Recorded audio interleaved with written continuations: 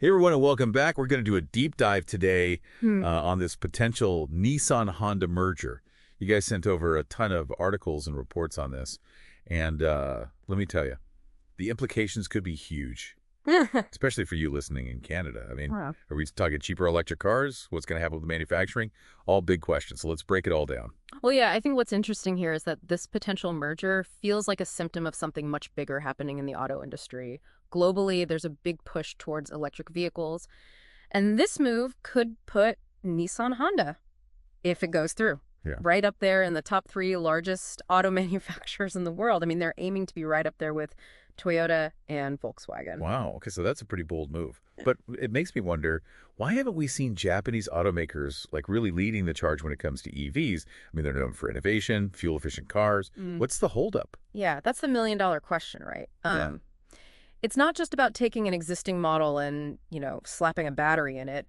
There have been some missteps and maybe a little bit of hesitancy to fully embrace the EV revolution. I mean, it really is Hmm. a whole different ballgame. You have to think about battery technology, charging infrastructure, even retraining a workforce.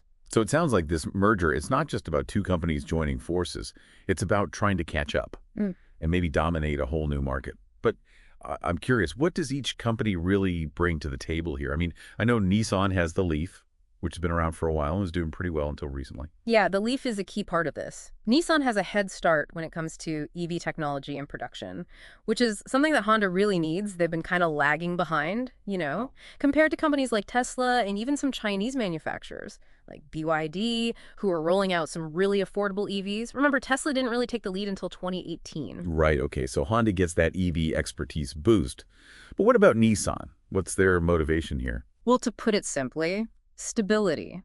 Nissan has been in a bit of a tough spot financially since COVID. This merger, if it goes through, would give them access to Honda's financial strength and a much broader market reach. So I guess you could call it a marriage of convenience then. Yeah. But with the potential to really shake things up. So what else do we know about the details of this potential merger? Like, will we even see Nissan and Honda cars anymore? Well, as far as we know, both brands are here to stay. At least that's the plan. The way it's being structured is as a joint holding company, which means both Nissan and Honda will keep their individual identities and brands. It's kind of like, think of it like a power couple. Each of them has their own successful careers, but they decide to, Mhm. share a bank account. Maybe you get a really big house together. Okay, I like that analogy. So they're keeping their names. Yeah. But who's wearing the pants in this relationship? Well, from what I've read, it seems like Honda would be taking the lead. They're aiming to finalize everything by June 2026 and then go public on the Tokyo Stock Exchange just a couple of months later in August 2026. Of course, with mergers of this magnitude, there's always a chance it could fall apart before then. Right, a lot can happen between now and 2026. Yeah. So let's just assume for a second that they do pull it off. Ah, We're talking about a massive new player in the auto industry, right? absolutely. If this merger is successful, the combined company would be worth over $50 billion. They'd be right up there with Toyota and Volkswagen. And that means a lot of combined resources and manufacturing power. Okay, so let's bring this back home to Canada now. You know what you and everyone else listening really wants to know is, will we finally see cheaper EVs? Hmm. Because right now, the price is a major barrier for a lot of people. Oh, for sure. Affordability is the big hurdle for a lot of people. In Canada, you're looking at somewhere between $55,000 and $63,000 for a Tesla Model 3 or Y. And even the Nissan Leaf is over $41,000. And the demand is there. We've seen EV demand increase like crazy in Canada, up 57% for battery electric vehicles this year. And plug-in hybrids are up 75%. Wow, yeah, so the demand is there. But the price is making a lot of people hesitate. So why is that? Why are EVs so expensive? Is it just because they're new? Well, there is some truth to that. Developing electric vehicles requires a huge amount of money up front. We're talking cutting-edge battery technology, building out a nationwide charging infrastructure, not to mention research and development. It all adds up. So if this merger actually happens, hmm could that change things? Could it bring those prices down? Well, that's certainly the hope. By pooling their resources and expertise, Nissan and Honda could potentially streamline their production Oh. and bring down those development costs. I mean, it's not a magic solution, but it could make a real difference over time. Okay, so maybe there's some light at the end of the tunnel for Canadian EV buyers then. But here's another thing to consider. Japanese automakers have a really good reputation for making reliable and affordable cars. Yeah. Think about the Honda Civic, Toyota Corolla. Those are staples. Yeah, and that's a really important point. Don't underestimate the appeal of a tried and true reliable brand, especially now with Canada putting tariffs on those cheaper Chinese EVs. A combined Nissan-Honda could be in a really good position to offer a more appealing alternative for Canadian buyers. It's like they're suddenly the underdogs, ready to take on Tesla on their home turf. But what about Toyota? I mean, they have to be feeling the heat a little bit, right? Competition is a good thing, right? Toyota is definitely taking notice of this potential merger. I think it could light a fire under them, maybe force them to innovate faster, and maybe even lower their prices to stay competitive. So potentially good news for consumers on that front. But let's not forget about the other side of the coin. What happens to jobs in manufacturing if this merger goes through? Honda's already doing pretty well here in Canada, isn't it? Oh, yeah, absolutely. Their internal combustion engine sales are really strong here. Over 112,000 cars sold in 2023. That's up 22% from last year. And they're backing that up with investment, too. $15 billion going into a brand new EV plant in Ontario. $15 billion. Wow, okay, that's a serious commitment, so that's good news, right? More EVs being built here in Canada. But what about Nissan? They have some manufacturing in North America. But will this merger mean they expand? Could we see even more jobs? That's the big question that everyone's asking. New plants are definitely a possibility, which would be great for job creation. But we have to remember that mergers often involve streamlining, which could also lead to job losses in some areas. It's a tough balancing act. Yeah, so I guess it's a bit of a wait-and-see situation. We've got the potential for cheaper EVs, a shakeup in the market, and both the promise and the uncertainty of how this will all impact jobs. This is getting complicated. It is, and we've only just scratched the surface. Well, we've got a lot more to unpack, so stay tuned for part 2, where we'll dig deeper into the nuances of this potential alliance. Welcome back to our deep dive, exploring this potential Nissan-Honda alliance.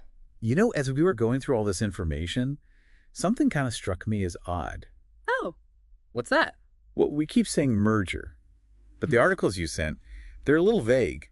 Yeah, you're right. The wording is very specific. They use terms like integrating their businesses, creating a joint holding company, but they never actually say merger. So is that just like a technicality? Or is there actually a difference? Oh, it's a really important distinction. In a true merger, both companies would completely dissolve and create a brand new entity. What Nissan and Honda are proposing is more of a strategic alliance, so they retain their individual brands and a certain degree of autonomy. So more like a partnership than a full-blown merger. Exactly. Think of it as a team-up. They're sharing resources, technology, expertise to achieve a common goal, which in this case is becoming a major player in the EV market. Okay, that makes sense. But wouldn't that be a logistical nightmare? Yeah. Like, how do you manage two separate brands under one roof? Wouldn't there be conflicts, competition? Well, yeah, those are all valid concerns. And it's definitely going to require a lot of careful planning and execution. You know, they'll have to clearly define roles and responsibilities, streamline decision-making processes, and make sure that both brands can thrive without stepping on each other's toes. So that sounds like Yeah, a very delicate balancing act. it is. Imagine a tightrope walk, but instead of one person, there are two, each representing a billion-dollar company. And they're both trying to stay balanced and move forward together. And hopefully Yeah. not drop anything valuable along the way. Okay, so let's assume for a minute that they can make this alliance work. What does it actually mean for the average Canadian driver? Will we see cheaper EVs? And if so, how soon? The potential is definitely there. If they can streamline production, Yeah. share development costs, and leverage their combined scale, we could absolutely see more affordable EVs. Okay, but realistically, how long are we talking about? Are we going to see prices drop next year? Or is this like a 5-year plan? It's tough to say for sure. There are a lot of moving parts. You know, how quickly can they finalize the alliance? How smoothly can they integrate their operations? When will new models actually hit the market? It's a process. But I think it's reasonable to expect that we could see some impact on EV prices within the next few years. Okay, so maybe not an immediate drop in prices. Yeah. But some hope on the horizon at least. Hmm. What about choice, though? Will this alliance mean fewer models to choose from? Or will we still have a variety of Nissans and Hondas? That's a great question. It's possible they might focus on developing maybe a few core EV platforms that they can then share across both brands, which could lead to some overlap in the models. But they also have to maintain those distinct brand identities to appeal to different segments of the market. So we might see cars that are essentially the same underneath, but with different styling or Yeah. features to appeal to different buyers. Kind of like what Toyota and Subaru did with the BRZ and 86 sports cars. Exactly. That's a perfect example of how companies can collaborate while still giving consumers choice and maintaining those distinct brand identities. Okay, so that covers the EV side of things. But, a lot of Canadians still drive gas-powered cars. What about them? Will those still be around? That's an important point to remember, especially given how strong Honda's internal combustion engine sales are in Canada. I don't think they're going to abandon that market anytime soon. But wouldn't that create a conflict, though? Shouldn't they be focusing all their energy on EVs? Well, it's a balancing act. They need to maintain their current product lines and generate revenue, while also investing heavily in the future of EVs. Think of it like renovating your kitchen while still trying to cook dinner every night. That's a good analogy. Okay, so it sounds like we can expect a mix of gas and electric vehicles from both Nissan and Honda for at least the next few years. But what about the big question? Jobs. Do we know more about the potential impact on jobs? Well, unfortunately, it's still too early to say for sure. The outcome really depends on how they structure their manufacturing operations. Right, Honda's building that massive EV plant in Ontario, and we still don't know what's happening with Nissan's presence in North America. Exactly. If they decide to expand Nissan's manufacturing in Canada or the US, it could be great news for job creation. But like we said before, mergers can lead to streamlining, and that could mean job losses. So yeah, a lot of potential for both good and bad news on the job front.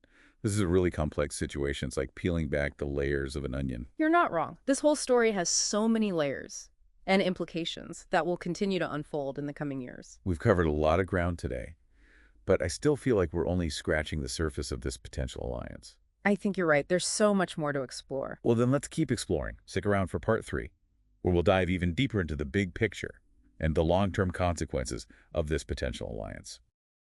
And we're back for the final part of our deep dive into this potential Nissan-Honda alliance. Really fascinating stuff we've been talking about. Yeah, it is. And as we've been going through all of this, I keep thinking about the potential impact on Canada's climate goals.